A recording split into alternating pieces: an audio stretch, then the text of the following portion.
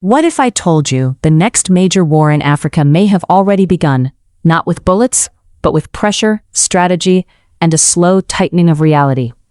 A silent war is unfolding over one of the most strategic assets on Earth, access to the Red Sea.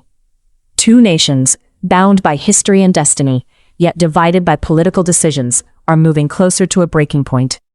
And the roots of this tension go back more than 3 decades.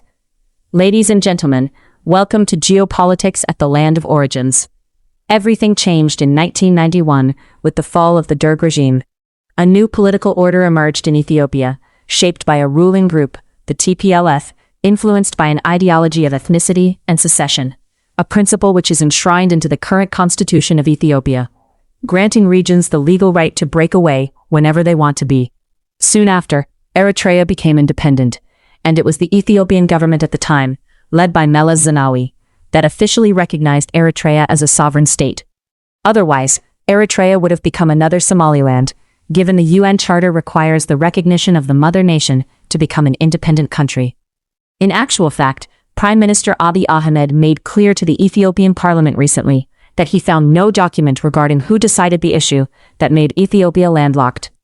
Neither the parliament, nor the cabinet of ministers, nor the Ethiopian people had a say on the issue that completely distanced Ethiopia from the Red Sea, which suggests the fact that it was not decided by legal procedures, but by few individuals who were at the top of TPLF's leadership. That single decision transformed Ethiopia into the largest landlocked country in the world, sitting at a distance of 60 kilometers from the Red Sea.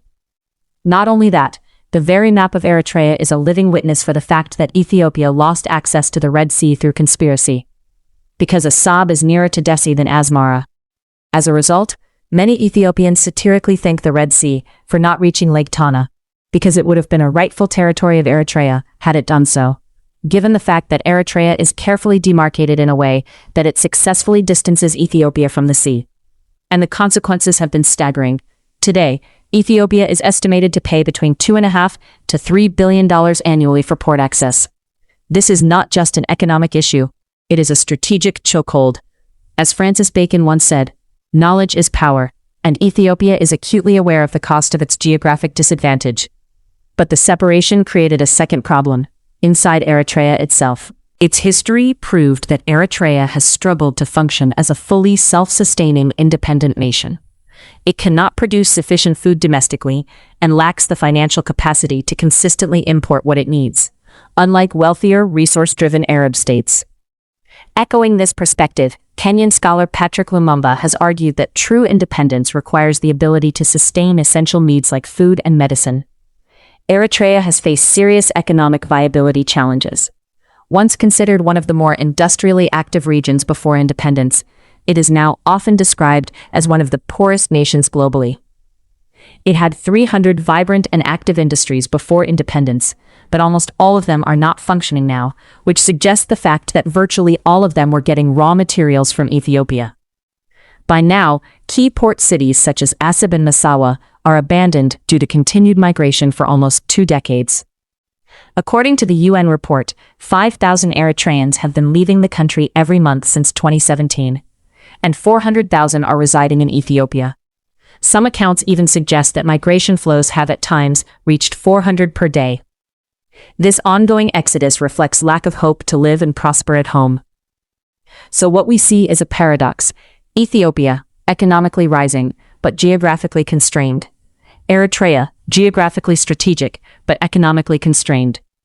As Aristotle said, the whole is greater than the sum of its parts.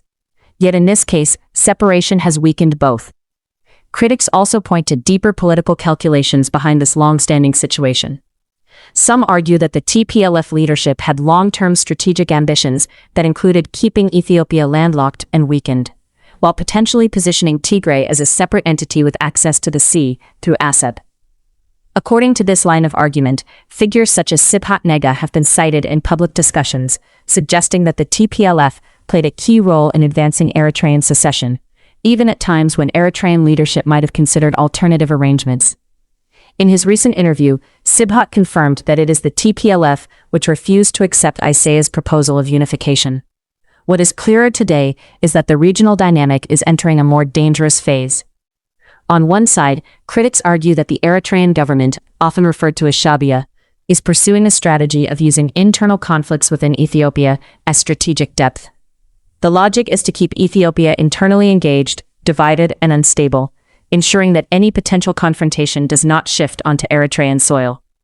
In strategic theory, this aligns with the idea that weakening an opponent internally reduces external threat. On the other side, there is a growing perception among Ethiopian analysts that if conflict becomes inevitable, it should be decisive and preemptive, potentially starting from key centers of power, including Asmara, rather than waiting for threats to escalate. This creates a dangerous mirror effect, each side justifying its strategy based on the fear of the other. And history warns us about this kind of escalation. As Albert Einstein once said, we cannot solve our problems with the same thinking we used when we created them. Meanwhile, the economic pressures continue to build. Ethiopia cannot indefinitely sustain billions in port payments. Eritrea cannot indefinitely sustain economic hardship and mass migration. Both nations are reaching a limit. And when geography, economics, and politics collide, conflict becomes increasingly likely. But there is still another path, a path of cooperation. Eritrea has ports. Ethiopia has vast resources, population, and economic potential. Together, they could build a powerful, integrated regional economy. Apart, they risk mutual instability. As John F. Kennedy once said, if we cannot end our differences, at least we can help make the world safe for diversity. The question now is simple, but urgent. Will cooperation prevail, or will pressure turn into open conflict? Because if the current trajectory continues, the silent war we see today may not remain silent for long. If you want more deep, unfiltered geopolitical analysis like this, make sure to subscribe and stay with the channel, because understanding the world is no longer optional, it's essential.